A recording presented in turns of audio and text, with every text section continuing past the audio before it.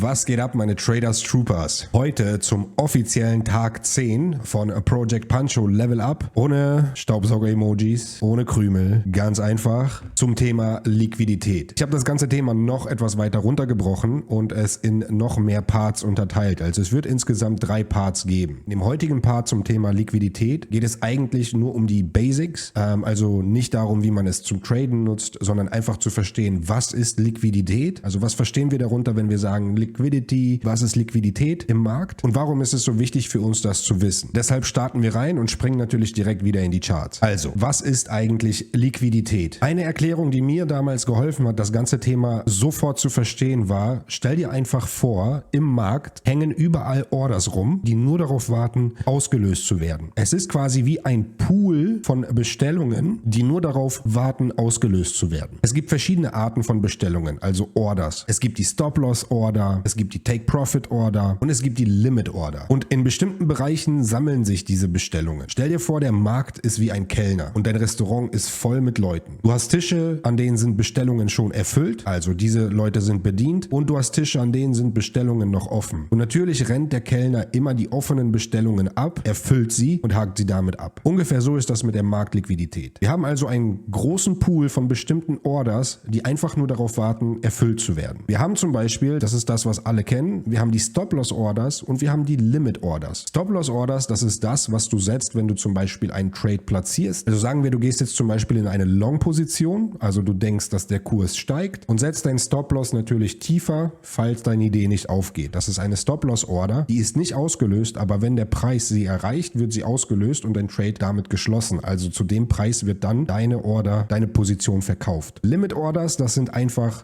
aufgegebene Bestellungen sozusagen. Das bedeutet, du kannst einen Preis auf dem Chart definieren und deine Plattform so einstellen, dass sie automatisch für dich kauft oder verkauft, wenn der Markt diese Region erreicht, also wenn er diesen Preis erreicht. Und ich habe jetzt hier 2 Linien eingezeichnet. Ihr müsst euch vorstellen, damals, ganz früher, als es noch kein Internet und keine Broker gab und ich zum Beispiel eine Apple-Aktie kaufen wollte, dann musste ich jemanden finden, der sie mir überhaupt verkaufen will. Ja? Und dann habe ich jemanden gefunden, der will sie mir verkaufen.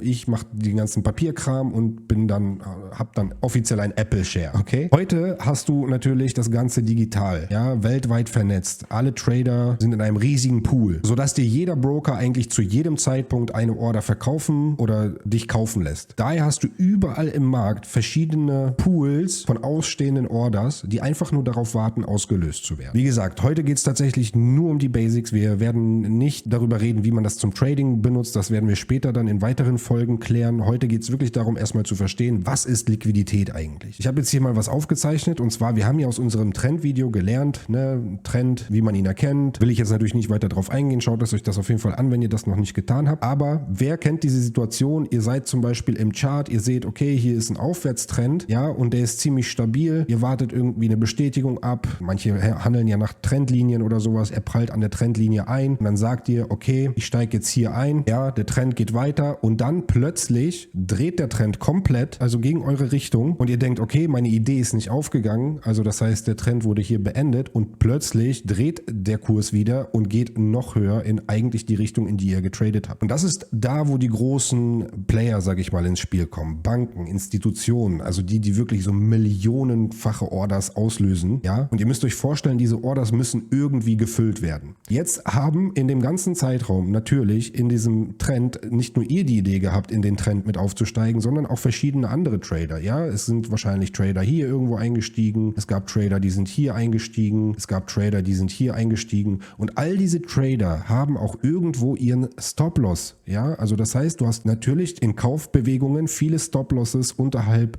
von Tiefs und ähnliches. Okay? Dann gibt es aber vielleicht auch Limit-Orders, die dort hängen. Also ihr habt dann zum Beispiel Limit-Orders, die hängen hier, weil der Trend ist gestiegen und dann haben sich Trader gedacht, okay, wenn der Preis hierhin zurückkommt, dann werde ich hier wieder in eine Long-Position einsteigen und so weiter und so fort. Okay? Also das heißt, ihr habt hier überall Stop-Losses, Limit-Orders und so weiter rumhängen, die nur darauf warten, ausgelöst zu werden. Das ist die Liquidität. Und dann kommen die Big Player ins Spiel und wollen eine Long-Position im Millionenbereich eröffnen. Diese Position muss natürlich erstmal gefüllt werden mit Liquidität. Ja? Und um sich diese Liquidität zu holen, holt sich der Markt alle Orders, die in dem Bereich rumhängen, ab, bevor er dann den Trend weiterführt. Okay? Und das hier ist jetzt ein einfach gezeichnetes Beispiel. Das im Chart werden wir uns das auch nochmal anschauen. Nicht heute, sondern in Part 2. Da werden wir auch mal so ein bisschen ins Detail gehen, wie man das Ganze anwenden kann. Das ist nämlich genau dieses Price-Action-Thema, von dem ich immer rede. Also diese Big Moves mitzunehmen. Wie cool ist das, wenn man das weiß, wenn man vorher weiß, man kann es natürlich nie zu 100% wissen, aber es gibt Anzeichen, es gibt Bestätigungen im Markt, wann solche Moves passieren und wann der Markt sich Liquidität holt, um noch größere Moves zu machen. Also, zusammengefasst,